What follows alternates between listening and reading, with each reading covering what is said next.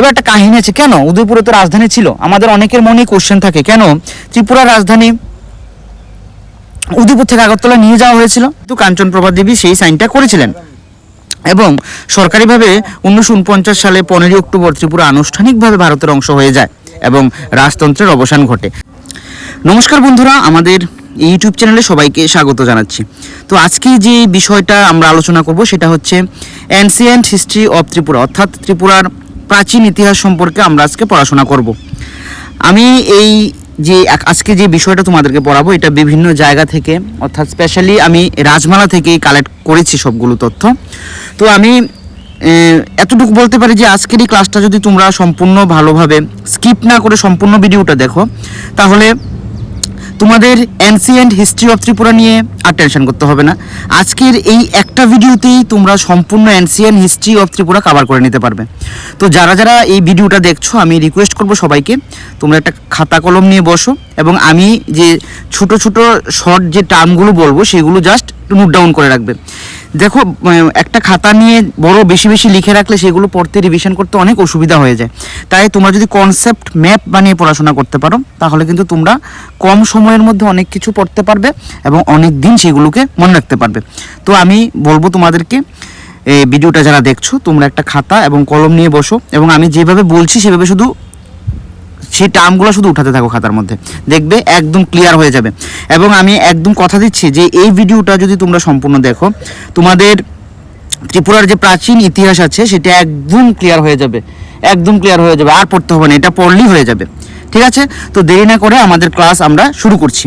তো প্রথম যে জিনিসটা আমরা পড়বো সেটা হচ্ছে ত্রিপুরার নামকরণ কিভাবে হয়েছে। ত্রিপুরার নামকরণ কিভাবে হয়েছে? ত্রিপুরার নামকরণ হয়েছে প্রধানত দুটি মতবাদ আছে। দুটো মতবাদ আছে। কি কি? প্রথম মতবাদ হচ্ছে ককবরকের উৎসব, সবচেয়ে গ্রহণযোগ্য, এটা সব থেকে গ্রহণযোগ্য। ঠিক আছে, কি ককবরক ভাষায় একটা শব্দ আছে, যেই শব্দটা হচ্ছে তুই। ঠিক আছে, তুই শব্দের অর্থ হচ্ছে জল এবং প্রা শব্দের অর্থ হচ্ছে নিকট, অর্থাৎ তুইপ্রা। তাহলে তুইপ্রা থেকে ত্রিপুরা শব্দের উৎপত্তি হয়েছে। তাহলে কি থেকে হয়েছে? তুইপ্রা থেকে। তোমরা লিখতে পারো তুইপ্রা থেকে। তাহলে তুইপ্রা যে লিখলাম আমি, এই তুইপ্রার মধ্যে তুই শব্দের অর্থ হচ্ছে জল আর এই প্রা শব্দের অর্থ হচ্ছে নিকট। তাহলে জলের সন্নিকটে বা জলের নিকটবর্তী স্থান। তাহলে ত্রিপুরার উৎপত্তি হয়েছে তুইপ্রা থেকে, যার অর্থ হচ্ছে জলের নিকটবর্তী স্থান। এবং কেন এইটাকে তুইপ্রা বলা হয় সেটা একটা সুন্দর একটা ছোট্ট একটা গল্প আছে। সেই গল্পটা হচ্ছে, যখন আমাদের এই ভারতবর্ষ অর্থাৎ ত্রিপুরা, বাংলাদেশ সবটা একসাথে ছিল, আলাদা ছিল না, তখন ত্রিপুরার যে সীমানা সেটা বঙ্গোপসাগর পর্যন্ত বিস্তৃত ছিল। ত্রিপুরার যে সীমানাটা সেটা বঙ্গোপসাগর পর্যন্ত বিস্তৃত ছিল এবং সেই কালক্রমে তুইপ্রা থেকে কিন্তু ত্রিপুরা নামের উৎপত্তি হয়েছে। যেহেতু তুইপ্রা শব্দের অর্থ হচ্ছে জলের নিকটবর্তী স্থান, সেহেতু ত্রিপুরা যেহেতু বঙ্গোপসাগরের নিকটবর্তী ছিল, সেই জন্য কিন্তু সেই তুইপ্রা থেকেই ত্রিপুরা নামের উৎপত্তি হয়েছে এবং এটা হচ্ছে সব থেকে গ্রহণযোগ্য। ঠিক আছে, তাহলে এই জিনিসটা আমরা প্রথম ভালো করে পড়ে রাখবো যে ত্রিপুরা নামের উৎপত্তি হয়েছে তুইপ্রা থেকে, যার তুইপ্রা শব্দের মধ্যে তুই শব্দের অর্থ হচ্ছে জল, প্রা শব্দের অর্থ হচ্ছে নিকটবর্তী, অর্থাৎ জলের নিকটবর্তী স্থান। কেন? কারণ বঙ্গোপসাগরের নিকটবর্তী ছিল, সেই জন্য এটাকে তুইপ্রা বলা হতো, যার অর্থ হচ্ছে মানে তুইপ্রা থেকেই ত্রিপুরা উৎপত্তি হয়েছে। এটা হচ্ছে প্রথম মতবাদ। দ্বিতীয় পৌরাণিক মতে আরেকটা মতবাদ আছে। কি মতবাদ? পৌরাণিক মতে যে মতবাদটা আছে সেটা হচ্ছে যজাতির বংশধর এবং দৈত্যরাজের পুত্র ছিল রাজা ত্রিপুর। তাহলে রাজা ত্রিপুর কে ছিল? রাজা ত্রিপুর ছিল যজাতির বংশধর এবং দৈত্যরাজার পুত্র। ঠিক আছে, সেই ত্রিপুর নামের সেই রাজা ত্রিপুরের নামানুসারে ত্রিপুরা নামের উৎপত্তি হয়েছে। এটা হচ্ছে পৌরাণিক উৎস হিসাবে। আরেকটা মতবাদ আছে, সেটা হচ্ছে আমাদের উদয়পুরে যে মাতার বাড়ি ত্রিপুরা সুন্দরী মায়ের মন্দির আছে, সেই ত্রিপুরা সুন্দরী মায়ের নাম অনুযায়ী ত্রিপুরা নামের উৎপত্তি হয়েছে, ত্রিপুরার নামের উৎপত্তি হয়েছে, ত্রিপুরা সুন্দরী থেকে ত্রিপুরা এসছে। তো এই হচ্ছে বিভিন্ন মতবাদ, ত্রিপুরা নামের উৎপত্তির বিভিন্ন মতবাদ। এবারে আমরা যেটা দেখব, আশা করি তোমাদের এটা বুঝতে কোনো অসুবিধা হয়নি। যদি অসুবিধা হয়ে থাকে বা কোনো কিছু তোমরা বুঝতে পারোনি, তাহলে কমেন্ট বক্স আছে, কমেন্ট বক্সে তোমরা লিখে দেবে, আমি সেটা ক্লিয়ার করে দেওয়ার চেষ্টা করব। তারপরে যে জিনিসটা পড়বো সেটা হচ্ছে উৎস। এই কথাগুলো বলছি, সেগুলোর উৎস কোথা থেকে আমি পেলাম, সেগুলো প্রথম আমি যেটা থেকে কালেক্ট করেছি সেটা হচ্ছে রাজমালা থেকে পেয়েছি। সবগুলো তথ্য আমি ত্রিপুরার যে রাজমালা আছে সেই রাজমালা থেকে পেয়েছি। তো রাজমালা সম্পর্কে আমরা একটু পড়াশোনা করব। রাজমালা হচ্ছে ত্রিপুরার মানে রাজমালা ত্রিপুরার রাজাদের ধারাবাহিক ইতিহাসটা বর্ণিত আছে রাজমালার মধ্যে, এবং 1500 শতাব্দীতে রাজা ধন্যমাণিক্যের সময়ে প্রথম রচিত হয় এই রাজমালা। তাহলে রাজমালা কোশ্চেন আসতে পারে তোমাদের একটা ইম্পর্টেন্ট, যে রাজমালা কখন রচিত হয়েছিল, তোমরা লিখতে পারো 1500 শতাব্দীতে। ঠিক আছে, 1500 শতাব্দীতে রাজমালা রচিত হয়েছিল। কোন রাজার সময়ে? ধন্যমাণিক্যের সময়ে ত্রিপুরা রাজমালা প্রথম রচিত হয়েছিল। তারপরে কিন্তু এটাকে আবার তোমার কারেকশন করা হয়েছে, বিভিন্ন ঠিকঠাক করা হয়েছিল, মানে কিছু চেঞ্জ করা হয়েছিল পরে, কিন্তু প্রথম রচিত হয়েছিল ধন্যমাণিক্যের সময়ে। এবং এই ধন্যমাণিক্য যখন রাজা ছিল তখন কে রচনা করেছিল? Very very important question for competitive examination, যে রাজমালা কে রচনা করেছিল? রাজমালা রচনা করেছিলেন একজন রাজপুরোহিত যার নাম ছিল দুর্লভেন্দ্র চন্তাই। ঠিক আছে, দুর্লভেন্দ্র চন্তাই, এবং তাকে সহায়তা করেছিলেন বানেশ্বর এবং শুক্রেশ্বর। ঠিক আছে, তাকে কে সহায়তা করেছিলেন? বানেশ্বর এবং শুক্রেশ্বর। আর রাজপুরোহিত দুর্লভেন্দ্র চন্তাই কিন্তু রচয়িতা, মানে রচনা করেছিলেন, এবং তাকে সহায়তা করেছিলেন বানেশ্বর ও শুক্রেশ্বর। তো পরীক্ষার মধ্যে তোমাদেরকে কিন্তু অপশান বানেশ্বর এবং শুক্রেশ্বরও দিতে পারে, আবার দুর্লভেন্দ্র চন্তাইও দিতে পারে। তো যেটাই দোক না কেন দুটোই কারেক্ট অ্যান্সার হবে। বানেশ্বর ও শুক্রেশ্বর দিলে সেটাও কারেক্ট হবে, দুর্লভেন্দ্র চন্তাই যদি দেয় সেটাও কিন্তু কারেক্ট হবে। এবং এই যে রাজমালা সেটা কিন্তু মূলত বাংলা ভাষায় রচনা করা হয়েছিল। ঠিক আছে, ভেরি ভেরি ইম্পর্টেন্ট কোশ্চেন। এই যে রাজমালা, ত্রিপুরার যে রাজমালা আছে সেটা কিন্তু বাংলা ভাষায় রচনা করা হয়েছে। ঠিক আছে, তারপরে শিলালিপি এবং মুদ্রা। ত্রিপুরা রাজারা শিলালিপি এবং মুদ্রা প্রমাণ পাওয়া গেছে, মানে সেটা চালু করেছিলেন ত্রিপুরা রাজারা। কোন রাজারা শিলালিপি এবং মুদ্রা চালু করেছেন সেটা আমি তোমাদেরকে যখন রাজা পড়াবো, এক একজন করে রাজা আমি পড়াবো তোমাদের এই ক্লাসে, তখন তোমরা এগুলো ভালো করে জানতে পারবে এবং পড়তে পারবে। তো আমি প্রথমে বলেছিলাম যে এই ভিডিওটা যদি সম্পূর্ণ ঠিকঠাকভাবে দেখতে পারো, স্কিপ না করে সম্পূর্ণ ভিডিওটা দেখো, এনসিয়েন্ট হিস্ট্রি আর তোমাকে পড়তে হবে না কোথা থেকে, সম্পূর্ণ তথ্য বিভিন্ন জায়গা থেকে কালেক্ট করে, রাজমালা থেকে শুরু করে যত ধরনের তথ্য আছে সবগুলো আমি এক জায়গায় করে সুন্দর করে লিখে দিয়েছি। আর একটা গুরুত্বপূর্ণ কথা সেটা হচ্ছে যে অনেকেই আমরা কি করি, এমসিকিউ পড়ি, এমসিকিউ পড়ে পরীক্ষার হলে চলে যাই। তো এমসিকিউ কোনো সলিউশন না পরীক্ষা কম্পিটিটিভ এক্সামের জন্য। এমসিকিউ যদি আমরা পড়ি তাহলে কিন্তু আমরা ঠিকভাবে সবগুলো কনসেপ্ট আমাদের ক্লিয়ার হবে না, সেটা যে বিষয় হোক না কেন। তো আমি সেই জন্য কিন্তু এমসিকিউ করাবো। কখন করাবো? আগে ডেসক্রিপটিভ আমি কমপ্লিট করব, তারপরে সেই টপিক থেকে কিন্তু আমি এমসিকিউ করাবো, 1 মার্কস কোশ্চেন করাবো, সবগুলো আমি করাবো। ঠিক আছে, তো আমাদের ইতিহাস যেটা আছে সেটা আমরা এখানে পড়লাম, তোমরা দেখলে কে রাজমালা রচনা করেছিল, কোন রাজার সময় রচনা হয়েছিল, এবং কে রচনা করেছিল, কে সহায়তা করেছিল, কত শতাব্দীতে রচনা হয়েছিল, সবগুলো আমরা তোমাদের এখানে বলে দিয়েছি, তোমরা নোট ডাউন করে নেবে অবশ্যই। তারপরে আমরা যে বিষয়টা পড়ব সেটা হচ্ছে পৌরাণিক যুগ এবং মহাভারতের যুগ, অর্থাৎ মহাভারতের মধ্যেও কিন্তু ত্রিপুরার কথা উল্লেখ আছে। কিভাবে উল্লেখ আছে সেটা দেখো। ত্রিপুরার রাজবংশ নিজেদেরকে কি বলে দাবি করত? চন্দ্রবংশীয় বলে দাবি করতো নিজেদেরকে। হ্যাঁ, ত্রিপুরার যে রাজারা ছিল সেই রাজারা কিন্তু নিজেদেরকে চন্দ্রবংশীয় বলে দাবি করত। এবং ত্রিপুরার প্রাচীন নাম কি ছিল? ত্রিপুরার প্রাচীন নাম ছিল কিরাত দেশ। এটা ভেরি ভেরি ইম্পর্টেন্ট, এটা যারা কম্পিটিটিভ এক্সাম তো তোমরা সবাই এটা জানো যে ত্রিপুরার প্রাচীন নাম কি ছিল। ত্রিপুরার প্রাচীন নাম ছিল কিরাত দেশ। ঠিক আছে, এবার মহাভারতের সময় ত্রিপুরার যে রাজা ছিলেন তিনি ছিলেন ত্রিলোচন। তাহলে একটা কোশ্চেন আসতে পারে, ভেরি ভেরি ইম্পর্টেন্ট কোশ্চেন, যে এনসিয়েন্ট হিস্ট্রি থেকে, হ্যাঁ, যে ত্রিপুরার মহাভারতের কুরুক্ষেত্রের সময় ত্রিপুরার রাজা কে ছিলেন? তাহলে আনসার কি হবে? ত্রিলোচন। ঠিক আছে, এবং বলা হয় যে তিনি যুধিষ্ঠিরের সমসাময়িক বয়সে ছিলেন, মানে যুধিষ্ঠির বয়স যত ছিল সেই ত্রিলোচনের বয়সও তত ছিল। এবং যুধিষ্ঠির একটা যজ্ঞ করেছিল, যে যজ্ঞের নাম ছিল রাজসূয় যজ্ঞ, এবং সেই যজ্ঞের মধ্যে ত্রিপুরার যে রাজা ত্রিলোচন ছিলেন সেই রাজা কিন্তু সেই যজ্ঞের মধ্যে অংশগ্রহণ করেছিলেন। সেটা কিন্তু ত্রিপুরা রাজমালায় বর্ণিত আছে যে ত্রিপুরার যে রাজা ত্রিলোচন ছিল সে কিন্তু যুধিষ্ঠির যে রাজসূয় যজ্ঞ করেছিল সেই যজ্ঞে উপস্থিত ছিল এবং অংশগ্রহণ করেছিল, এবং সেই যজ্ঞের মধ্যে কিন্তু এই ত্রিলোচনের কথা উল্লেখ আছে। তো very very important question for competitive examination. Competitive এক্সামের জন্য এই কোশ্চেনটা এনসিয়েন্ট হিস্ট্রি থেকে খুব গুরুত্বপূর্ণ, যে মহাভারতের সময় ত্রিপুরা রাজা কে ছিলেন? ত্রিলোচন। তিনি যুধিষ্ঠিরের সমসাময়িক ছিলেন, এবং যুধিষ্ঠির যে রাজসূয় যজ্ঞ করেছিলেন সেই যজ্ঞে তিনি অংশগ্রহণ করেছিলেন, এবং সেটা কোথায় উল্লেখ আছে? আমাদের রাজমালা থেকে আমরা এটা জানতে পারি। ঠিক আছে, বুঝতে পারলে? তারপরে যেটা রাজবংশ এবং রাজ্যাভিষেক আমরা এখন পড়ব। তাহলে ত্রিপুরার যে রাজবংশ সেটা কিন্তু বিশ্বের, আমাদের এই পৃথিবীর একটা অন্যতম প্রাচীন ও নিরবিচ্ছিন্ন একটা রাজবংশ। হ্যাঁ, ত্রিপুরার একটা প্রাচীন রাজবংশের মধ্যে কিন্তু ত্রিপুরার রাজবংশ কিন্তু একটা অন্যতম নিরবিচ্ছিন্ন একটা রাজবংশ। এবং এই রাজবংশের মোট মানে সব মিলিয়ে 184 জন রাজার কথা উল্লেখ আছে। ভেরি ভেরি ইম্পর্টেন্ট কোশ্চেন, যে ত্রিপুরায় মোট কতজন রাজা রাজত্ব করেছিলেন বা ত্রিপুরায় মোট কতজন রাজার কথা উল্লেখ পাওয়া গেছে বা উল্লেখ আছে। তোমরা কিন্তু আনসার দেবে কত, 184 জন। 184 জনের কথা উল্লেখ আছে ত্রিপুরা রাজমালার মধ্যে। এবং পরের যে কোশ্চেনটা সেটা হচ্ছে, পৌরাণিক মতে ত্রিপুরার প্রথম রাজা কে ছিলেন? ধ্রুজ্য। অনেক বই অনেক কিছু পাবে, বাট কারেক্ট আনসার হচ্ছে ধ্রুজ্য।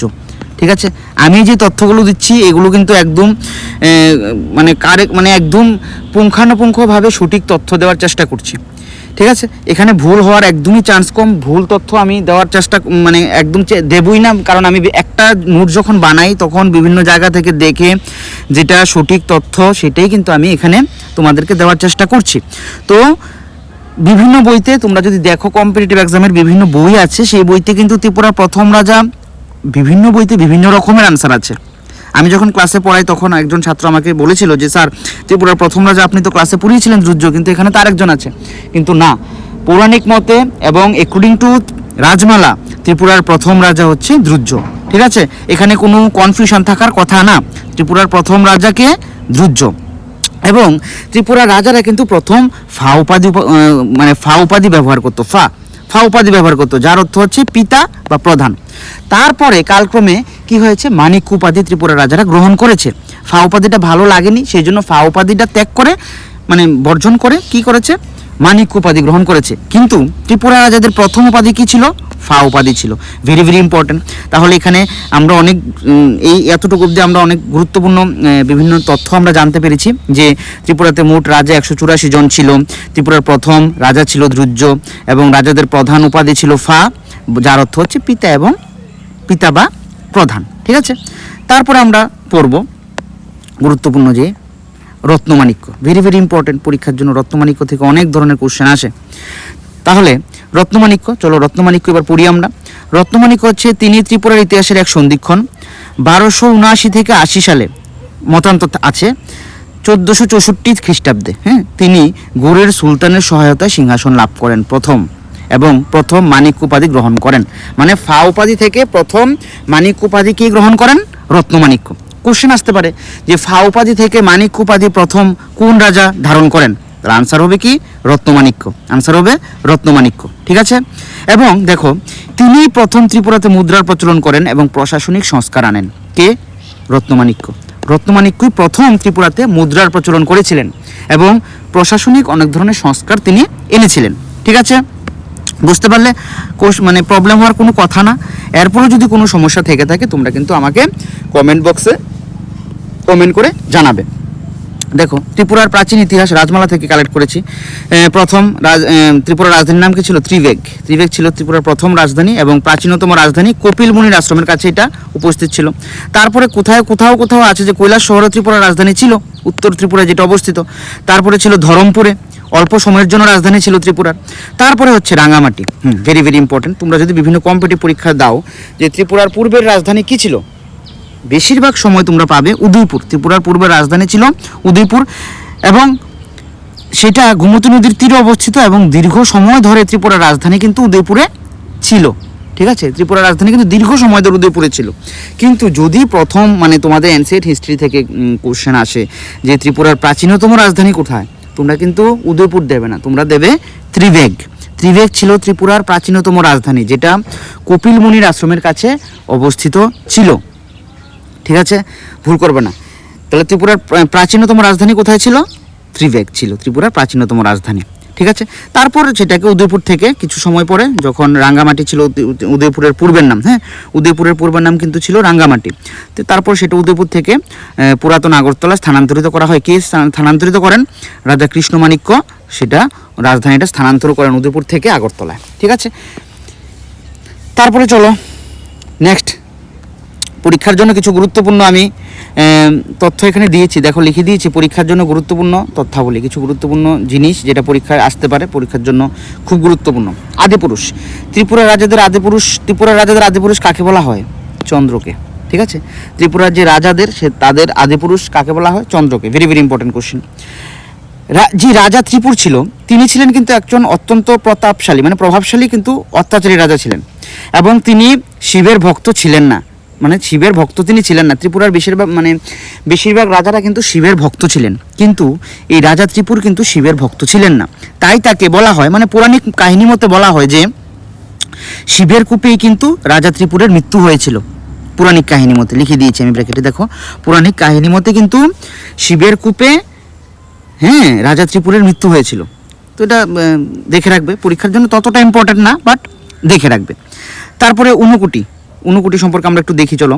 এটি 7ম এবং 9ম শতাব্দীর সবথেকে পুরনো একটা তীর্থস্থান, যেটাতে পাথরের গায়ে খোদাই করা মূর্তি প্রাচীন ত্রিপুরা ভাস্কর্য শিল্পের প্রমাণ, এই ঊনকোটিটা। ঠিক আছে, এটা আমরা আরও বিস্তৃত আকারে পড়ব পরে। তারপর উপজাতি, পৌরাণিক মতে ত্রিপুরার প্রাচীন প্রধানত মানে প্রধান উপজাতি কারা ছিল? টিপ্রা ছিল, রিয়াং ছিল, জমাতিয়া ছিল এবং হালাম। এই প্রভৃতি জনজাতি কিন্তু ত্রিপুরায় বাস করত। এখন বর্তমানে 19 এবং 20 রকমের উপজাতি আছে ত্রিপুরার মধ্যে, 19 রকমের উপজাতি আছে, কিন্তু ত্রিপুরার প্রধানত প্রাচীন জনবাসী মানে জাতি যারা ছিল তারা হচ্ছে কিন্তু টিপ্রা, রিয়াং, জামাতিয়া এবং হালাম। এই 4 উপজাতি কিন্তু ত্রিপুরার প্রধান এবং প্রাচীন উপজাতি ছিল। ঠিক আছে, তারপরে যেটা চলো সেটা হচ্ছে ধর্ম কি ছিল? ধর্ম প্রাচীনকালে মূলত শৈব মানে শিবের মানে উপাসক ছিল, এবং পরবর্তীকালে বৈষ্ণব ধর্মের প্রভাব দেখা যায়। তবে 14 দেবতার পূজাও প্রাচীনকাল থেকে প্রচলিত হয়েছিল। ঠিক আছে, এই হচ্ছে ত্রিপুরার ধর্ম, শৈব বা শিব উপাসক ছিল, এবং পরবর্তীকালে বৈষ্ণব ধর্মের প্রভাবও কিন্তু দেখা যায়। ঠিক আছে, তাহলে একটা কোশ্চেন দিয়েছি, দেখো রাজমালা কোন ভাষায় রচিত হয়েছে? আমি পড়িয়েছি অলরেডি, বাংলা ভাষায়। এবং মহাভারতে ত্রিপুরা কোন রাজার উল্লেখ আছে? ত্রিলোচন, অলরেডি পড়িয়েছি। ঠিক আছে, এবার আমাদের কিন্তু অ্যানসিয়েন্ট হিস্ট্রি আমরা পড়ে নিয়েছি। এবারে আমরা যেটা পড়বো সেটা হচ্ছে মধ্যযুগ, মেডিভেল পিরিয়ড অফ ত্রিপুরা পড়বো। এবার আমরা মধ্যযুগীয় ত্রিপুরা পড়বো। ঠিক আছে, মধ্যযুগীয় ত্রিপুরা। তাহলে মধ্যযুগীয় যে ত্রিপুরা আছে সেখানে কিন্তু মাণিক্য রাজবংশের স্বর্ণযুগ বলা যেতে পারে। মধ্যযুগীয় যে ত্রিপুরা সেটাকে কিন্তু মাণিক্য রাজবংশের স্বর্ণযুগ বলা যেতে পারে। কেন?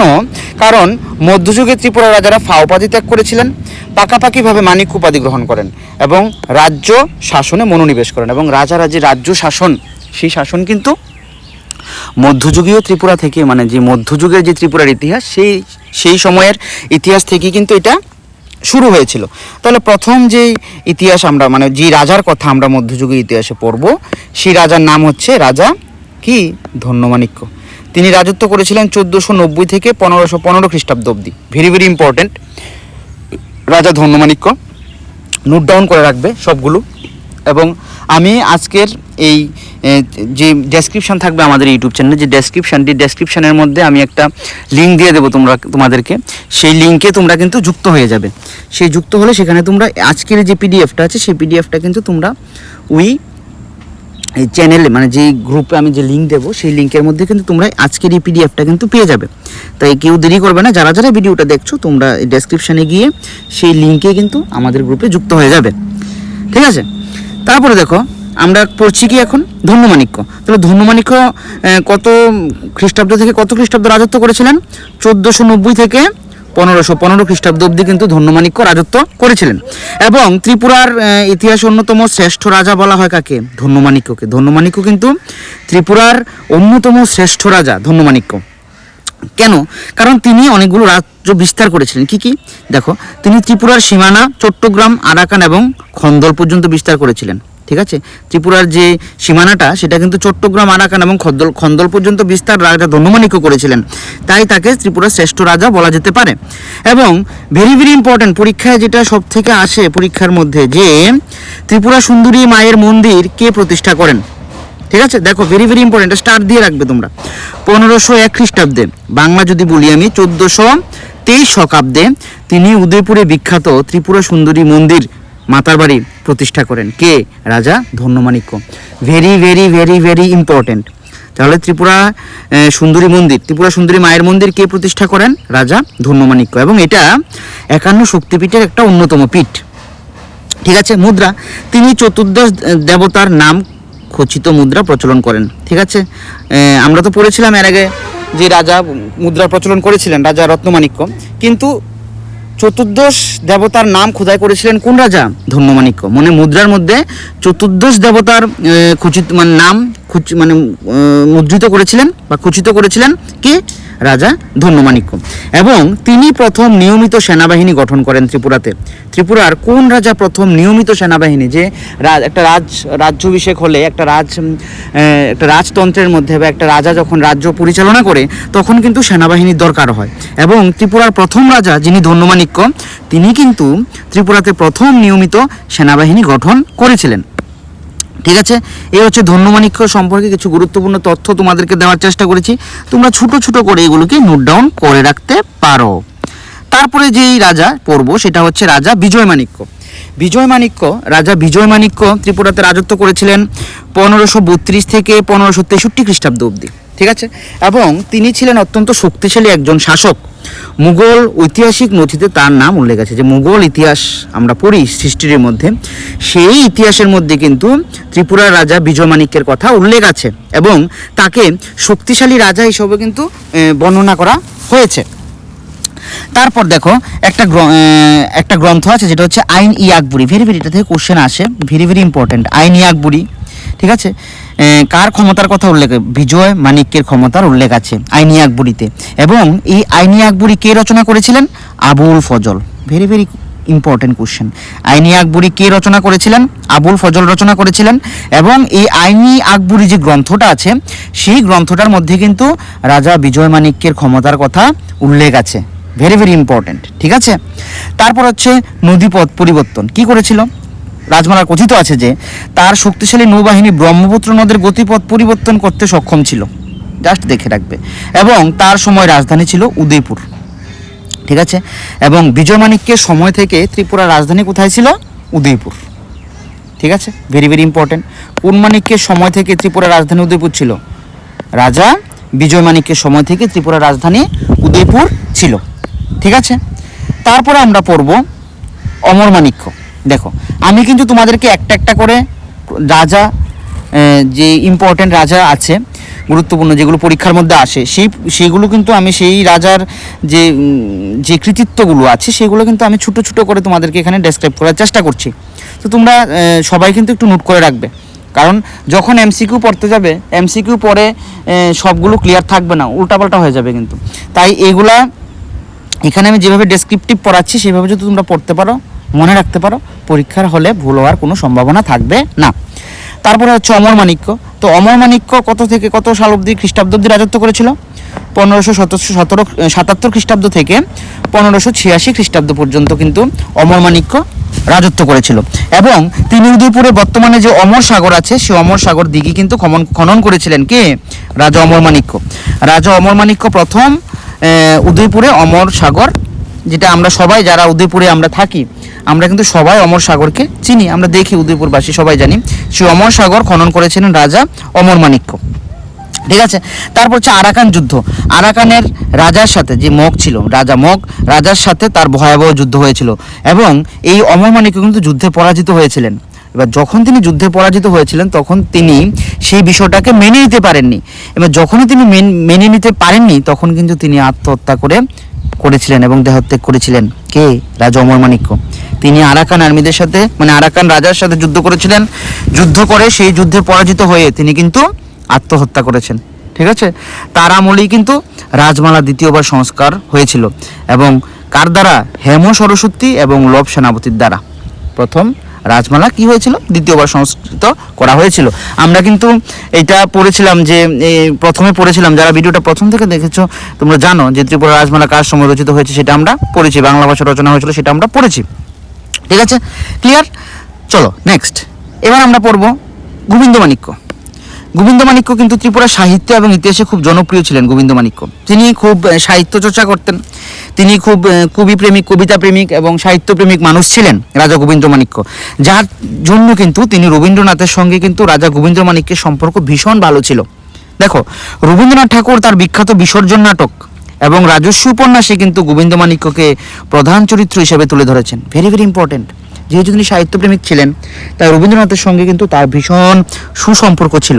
এবং রবীন্দ্রনাথের যে নাটক বিসর্জন এবং যে উপন্যাস রাজস্বী আছে, সেই উপন্যাসে এবং নাটকে কিন্তু গোবিন্দমাণিক্যকে তিনি প্রধান চরিত্র হিসেবে তুলে ধরেছেন। ঠিক আছে, ভেরি ভেরি ইম্পর্টেন্ট কোশ্চেন। এই জায়গাটা ভালো করে পড়বে, ভালো করে নোট ডাউন করবে এই জায়গাটা। হ্যাঁ, তারপরে আমরা যেটা পড়বো সেটা হচ্ছে, দেখো, ভাতৃপ্রেম। ভাইয়ের প্রতি একটা ভালোবাসা ছিল রাজা গোবিন্দমাণিক্যের। কি ছিল? দেখো, তার ভাই ছিল নক্ষত্র রায়। নক্ষত্র রায়ের জন্য কিন্তু তিনি স্বেচ্ছায় সিংহাসন ত্যাগ করে দিয়েছিলেন। ভাইকে তার যে সিংহাসন তিনি মানে পেয়েছিলেন, সেই সিংহাসন তিনি নিজে রাজা হতে পারতেন, তিনি কিন্তু রাজা হননি। তিনি কি করেছেন? তার ভাই নক্ষত্র রায়ের জন্য সেই সিংহাসন ত্যাগ করেছিলেন, নক্ষত্র রায়কে রাজা করে দিয়েছিলেন। ঠিক আছে। এবং এই গোবিন্দমাণিক্য কিন্তু উদয়পুরে প্রথম গুণবতী মন্দির নির্মাণ করেছিলেন। এবং কেন?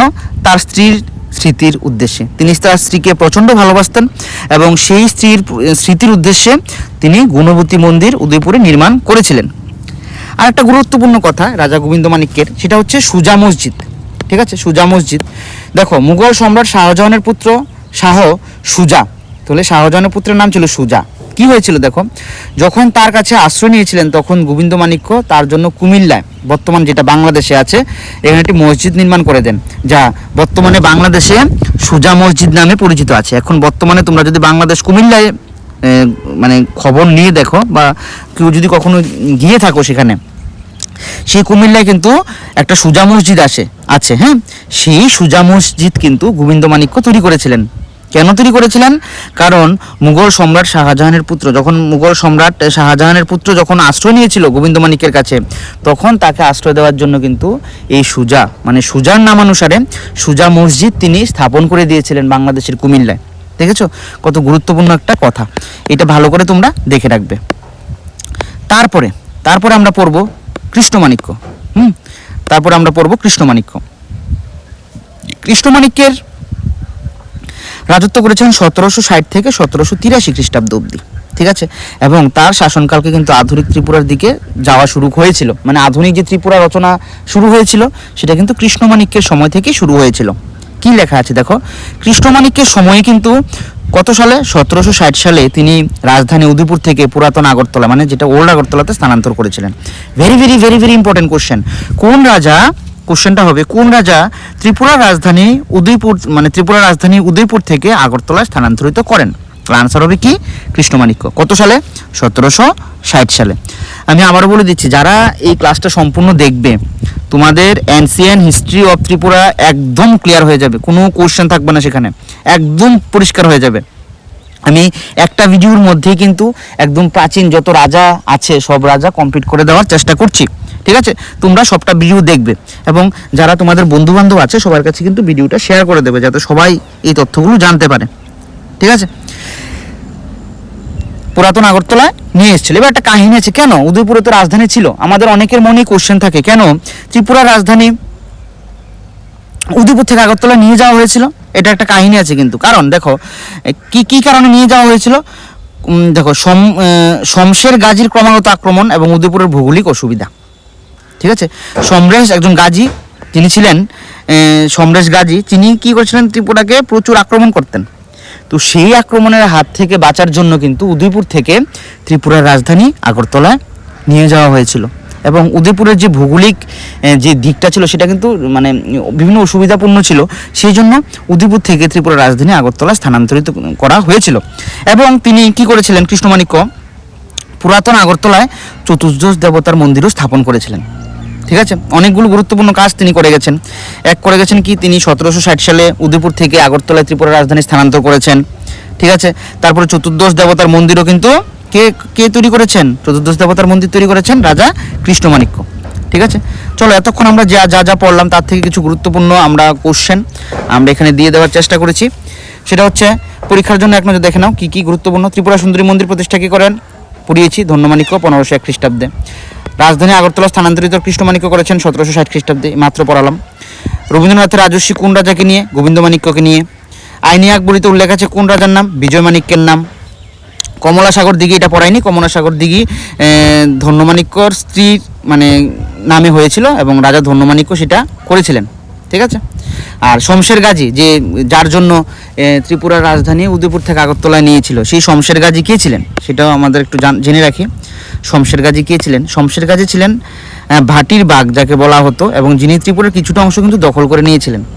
সেই জন্য যাতে আর ত্রিপুরাকে দখল করতে না পারে সেই জন্য কিন্তু ত্রিপুরার রাজধানী উদয়পুর থেকে আগরতলায় নিয়ে যাওয়া হয়েছিল তৎকালীন সময়ে 1760 খ্রিস্টাব্দে, ঠিক আছে। চলো নেক্সট দেখি।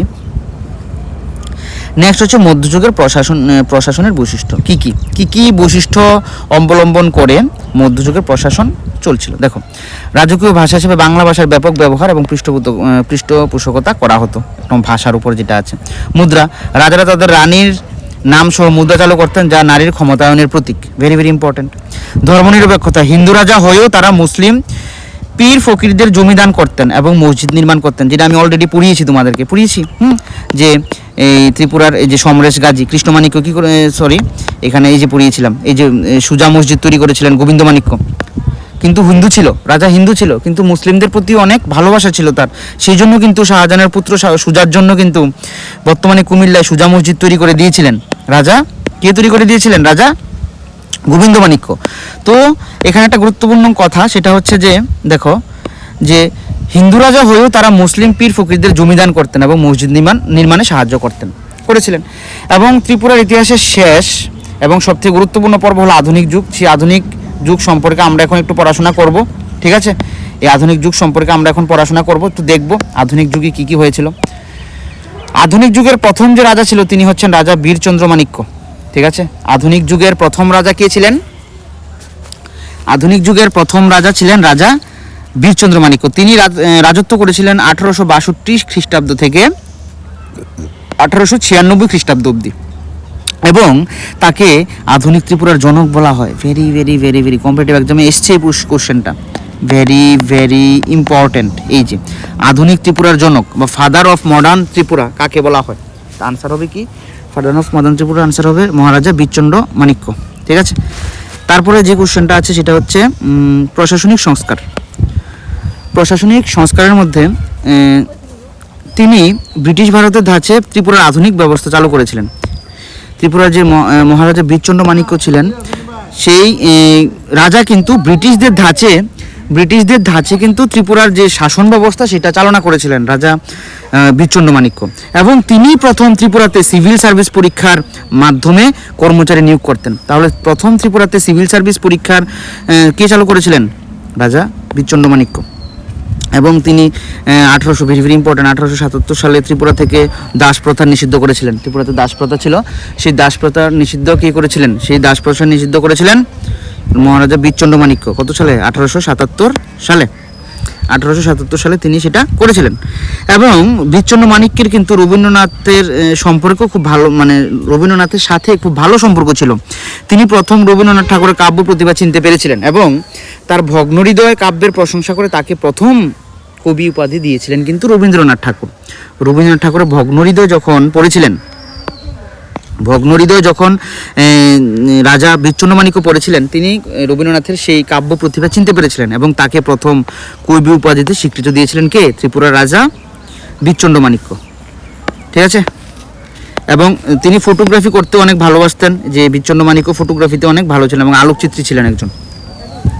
তারপরে আমরা যে রাজা পড়ব সে রাজা হচ্ছে রাজা রাধাকিশোর মাণিক্য। হ্যাঁ, আধুনিক ত্রিপুরার একজন গুরুত্বপূর্ণ রাজা রাধাকিশোর মাণিক্য। তিনি রাজত্ব করেছিলেন 1896 থেকে 1909 খ্রিস্টাব্দ পর্যন্ত। 1896 থেকে 1909 খ্রিস্টাব্দ পর্যন্ত মহারাজা রাধাকিশোর মাণিক্য কিন্তু রাজত্ব করেছিলেন এবং তার শাসনকালে ত্রিপুরার সংস্কৃতি এবং স্থাপত্যের স্বর্ণযুগও বলা হয়। তার শাসনকালকে ত্রিপুরার সাংস্কৃতিক এবং স্থাপত্যের স্বর্ণযুগ বলা হয়, কারণ ত্রিপুরাতে যতগুলো স্থাপত্য তৈরি হয়েছে সব কিন্তু রাধাকিশোর মাণিক্য তৈরি করেছেন। যেমন আমি বলি তোমাদেরকে, যেমন উজ্জয়ন্ত প্রাসাদ ত্রিপুরার সব থেকে সুন্দর স্থাপত্য, যেটাকে আমরা উদয়পুর রাজবাড়ি এবং বর্তমানে মিউজিয়াম হিসেবে চিনে থাকি, সেটা কিন্তু মহারাজা রাধাকিশোর মাণিক্য তৈরি করেছিলেন। উজ্জয়ন্ত প্রাসাদ আমরা সবাই জানি সেটাকে, উজ্জয়ন্ত প্যালেস কত সালে তৈরি করেছিল দেখো, 1800, একটা সুন্দর একটা কাহিনী আছে, হ্যাঁ কাহিনীটা আমি লিখে দিয়েছি এখানে দেখো।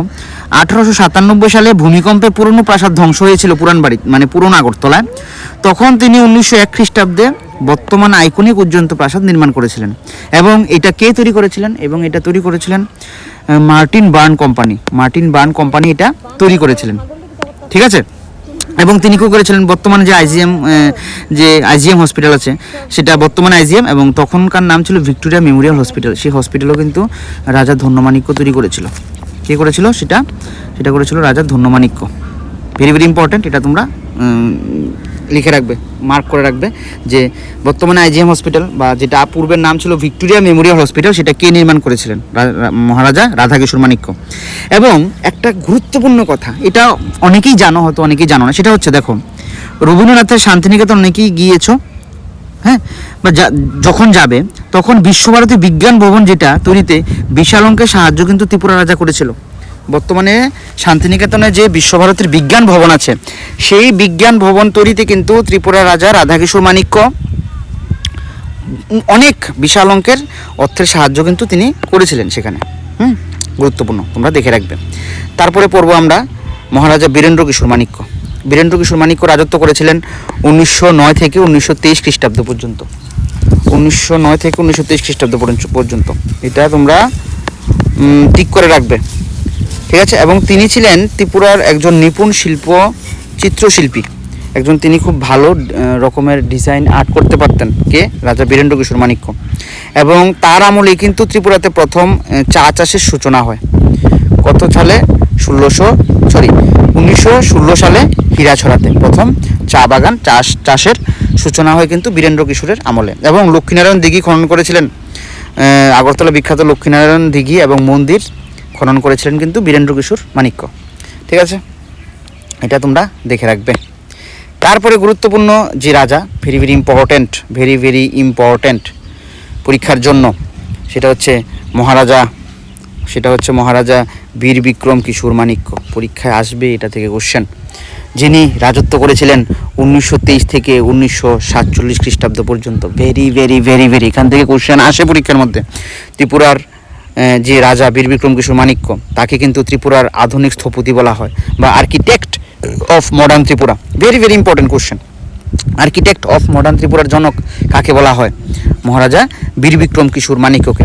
এবং তিনি ত্রিপুরার কিন্তু শেষ ক্ষমতাসীন রাজা ছিলেন।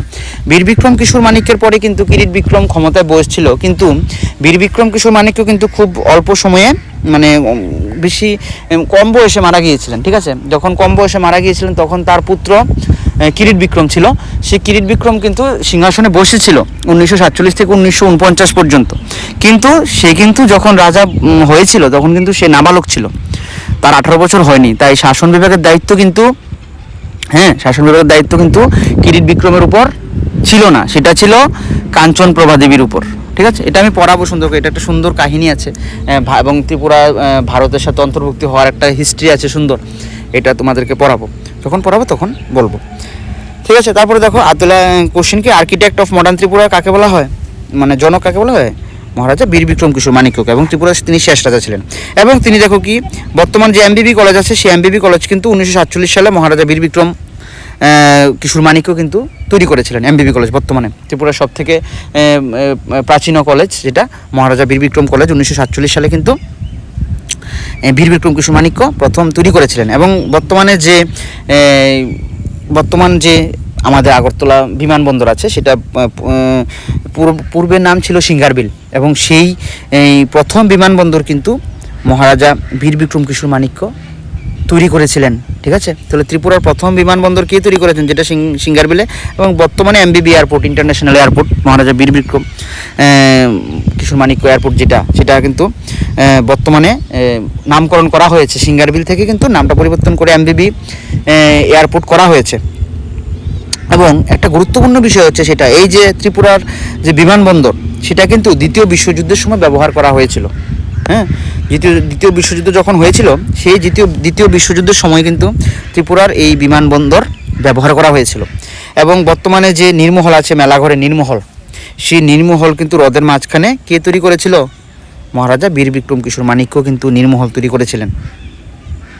আরেকটা গুরুত্বপূর্ণ, ট্রাইবাল রিজার্ভেশন, আদিবাসী জমি রক্ষার জন্য তিনি 1943 এবং 1941 সালে বিশেষ এলাকা সংরক্ষিত, যেটাকে ট্রাইবাল রিজার্ভ এরিয়া তিনি ঘোষণা করেছিলেন। ঠিক আছে, এবার রবীন্দ্রনাথ ও ত্রিপুরা সম্পর্কে আমরা একটু দেখি। দেখো, রবীন্দ্রনাথ ঠাকুর মোট ত্রিপুরায় এসেছিলেন 7 বার।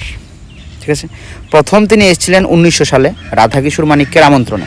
ঠিক আছে, প্রথম তিনি 1900 সালে ত্রিপুরায় এসেছিলেন রাধাকিশোর মাণিক্যের আমন্ত্রণে, এবং ত্রিপুরার পটভূমিকায় তিনি রাজস্বী বিসর্জন এবং মুকুট রচনা করেছিলেন। ত্রিপুরাকে নিয়ে তিনি যে নাটক এবং উপন্যাসগুলো রচনা করেছিলেন সেগুলো হচ্ছে রাজস্বী বিসর্জন এবং মুকুট।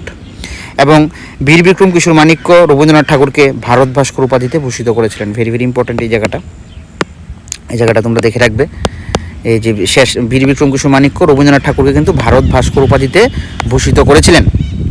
ঠিক আছে, তারপর তোমাদেরকে বলেছিলাম যে 1947 মানে বীর বিক্রম কিশোর মাণিক্য মারা যাওয়ার পরে তার ছেলে কিরিট বিক্রম মাণিক্য যখন ত্রিপুরার শাসনভার গ্রহণ করেছিলেন, যদিও শাসনভার গ্রহণ করতে পারেননি কারণ তিনি নাবালক ছিলেন, শাসনভার কিন্তু ছিল কাঞ্চনপ্রভা দেবীর উপরেই। হয়তো রাজা হিসাবে তিনি রাজ্যাভিষেক করেছিলেন, কিন্তু শাসন বিভাগ সবটাই কিন্তু কাঞ্চনপ্রভা দেবীর উপর ছিল। দেখো, বীর বিক্রম কিশোর মাণিক্যের অকাল মৃত্যু 1947-এর পর ত্রিপুরা ভারতভুক্তির প্রক্রিয়া শুরু হয়। ত্রিপুরা ভারতের সাথে যুক্ত হয়েছিল। তখন রিজেন্ট কাল কী হয়েছিল দেখো, রাজা বীর বিক্রমের মৃত্যুর পর তার নাবালক পুত্র কিরিট বিক্রম কিশোর মাণিক্য সিংহাসনে বসেন, কিন্তু নাবালক হওয়ার কারণে শাসনভার গ্রহণ করেননি। মহারানী কাঞ্চনপ্রভা দেবী সেই শাসনভাগ গ্রহণ করেছিলেন এবং তিনি রিজেন্ট এবং অভিভাবক হিসেবে রাজ্য চালাতেন। ঠিক আছে, কিরিট বিক্রম সিংহাসনে বসেছিলেন, কিন্তু রাজ্য রিজেন্ট বা অভিভাবক হিসাবে রাজ্যকে চালাতেন কাঞ্চনপ্রভা দেবী, কিন্তু রাজ্যটা চালাতেন। এবং চুক্তি স্বাক্ষর, ভারতের সাথে যখন চুক্তি স্বাক্ষর হয়েছিল 1949 সালের 9 সেপ্টেম্বর, তখন কিন্তু মহারানী কাঞ্চনপ্রভা দেবী ভারত সরকারের মধ্যে ত্রিপুরা সংযুক্তি চুক্তি বা মার্গ এগ্রিমেন্ট আছে সেটা কিন্তু সাইন করেছিলেন কাঞ্চনপ্রভা দেবী। ত্রিপুরার হয়ে সাইন কিন্তু কাঞ্চনপ্রভা দেবী সেই সাইনটা করেছিলেন। এবং সরকারিভাবে 1949 সালে 15 অক্টোবর ত্রিপুরা আনুষ্ঠানিকভাবে ভারতের অংশ হয়ে যায় এবং রাজতন্ত্রের অবসান ঘটে। তাহলে রাজতন্ত্রের অবসান কত সালে ঘটে? 1949 সালে 15 অক্টোবর কিন্তু রাজতন্ত্রের অবসান ঘটে এবং ভারতের সাথে ত্রিপুরা কি যুক্ত হয়ে যায়। এই হচ্ছে ত্রিপুরার ভারত অন্তর্ভুক্তির একটা কাহিনী। তো এখানে আমরা অনেকটি সুন্দর সুন্দর জিনিস, অনেকগুলো সুন্দর সুন্দর তথ্য আমরা জানতে পেলাম যে কিরিট বিক্রম যে রাজা হওয়ার পরে কিন্তু তিনি রাজ্যাভিষেক করার পরেও কিন্তু তার শাসন ভাগ কিন্তু তার মা কাঞ্চনপ্রভা দেবী দেখতেন, এবং ভারতের সাথে যখন মার চুক্তি স্বাক্ষর হয় সেই চুক্তিতে কিন্তু কাঞ্চনপ্রভা দেবী স্বাক্ষর করেছিলেন। এবং ত্রিপুরাতে রাজতন্ত্রের অবসান কিন্তু 1949 সালে 15 অক্টোবর হয়েছিল। ঠিক আছে, তাহলে কিছু আমরা এখানে কিছু এবার প্রশাসনিক বিবর্তনে কিছু আমরা দেখে নেব। এগুলা যে দেখো, এগুলো একটু দেখে নিই আমরা, ভেরি ভেরি ইম্পর্ট্যান্ট জিনিস। দেখো কী কী মর্যাদা পেয়েছিল ভারত ভুক্তির পর ত্রিপুরা প্রশাসনিক মর্যাদা ধাপে ধাপে পরিবর্তিত কী হয়েছিল দেখো। 15 অক্টোবর 1949 পার্সি রাজ্য হিসেবে ত্রিপুরা ভারতের অংশ হয়। Very very important. হ্যাঁ, কত? 15 অক্টোবর 1949 সালে পার্সি রাজ্য হিসেবে কিন্তু ত্রিপুরা ভারতের সাথে যুক্ত হয়। 1 নভেম্বর 1956 কেন্দ্রশাসিত অঞ্চল বা ইউনিয়ন টেরিটরিতে ত্রিপুরা যুক্ত হয় এবং 21 জানুয়ারি 1972 সালে ত্রিপুরা পূর্ণ রাজ্যের মর্যাদা পায়। ভেরি ভেরি ইম্পর্টেন্ট এই জায়গাটা ভালো করে পড়বে। যখন ভারতের সাথে যুক্ত হয়েছিল প্রথম কিন্তু স্টেট মানে পার্ট সি হিসাবে যুক্ত হয়েছিল, তারপর কেন্দ্রশাসিত অঞ্চল হয়েছিল, তারপর 1972 সালে এটা পূর্ণ রাজ্যের মর্যাদা পায়। ঠিক আছে, একটা গুরুত্বপূর্ণ কিছু পরীক্ষার জন্য কিছু গুরুত্বপূর্ণ কোশ্চেন আমি দিয়েছি এখানে। দাস প্রথা কিরত করেন? বীরচন্দ্র মাণিক্য। নীরমহল কে তৈরি করেন? বীর বিক্রম কিশোর মাণিক্য। উজ্জন্ত প্রাসাদ কে তৈরি করেন? রাধাকিশোর মাণিক্য। 15 অক্টোবর, তাহলে একটু মনে রাখা আবশ্যিক, কারণ এটা ভারত যুক্তির দিন ছিল, কারণ 15 অক্টোবর 1949 সাল ভারতে অন্তর্ভুক্তির দিন ছিল। কাঞ্চনপ্রভা দেবী সেখানে স্বাক্ষর করেছিলেন। তো এই হচ্ছে আজকের আমরা যা পড়িয়েছি প্রাচীন এনসিয়েন্ট হিস্ট্রি অফ ত্রিপুরা, সবটা তোমাদেরকে বুঝিয়ে দেওয়ার চেষ্টা করেছি। কেমন লাগলো আজকের এই ক্লাসটা তোমরা আমাকে বলবে। ঠিক আছে, এই ক্লাসটা আমি আশা করি তোমাদের অনেক উপকারে আসবে। তো যারা যারা দেখছো তোমাদের ক্লাসটা কেমন লেগেছে তোমরা সেটা আমাকে কিন্তু কমেন্ট করে জানাবে। কমেন্ট করে জানাবে আজকে, এবং শেয়ার করবে, অবশ্যই কিন্তু শেয়ার করবে। ঠিক আছে, আর আজকে যেটা পড়িয়েছি সেটা নিয়ে আমি নেক্সট ক্লাসে এমসিকিউ বা শর্ট কোশ্চেন আমি নিয়ে আসব। তো আমি কি করব, প্রত্যেকটা টপিক কিন্তু এভাবে প্রথম ডেসক্রিপটিভ আলোচনা করব, ডেসক্রিপটিভ আলোচনার পরে কিন্তু আমি এমসিকিউ বা শর্ট কোশ্চেন আলোচনা করব। ঠিক আছে, আজকের ক্লাসটা দীর্ঘায়িত করব না। সবাইকে অসংখ্য অসংখ্য ধন্যবাদ যারা সম্পূর্ণ ভিডিওটা দেখেছো, এবং তোমাদের বন্ধুদের মধ্যে এই ভিডিওটা শেয়ার করে দেবে যাতে সবাই এই তথ্যগুলো জানতে পারে। থ্যাংক ইউ সো মাচ সবাইকে।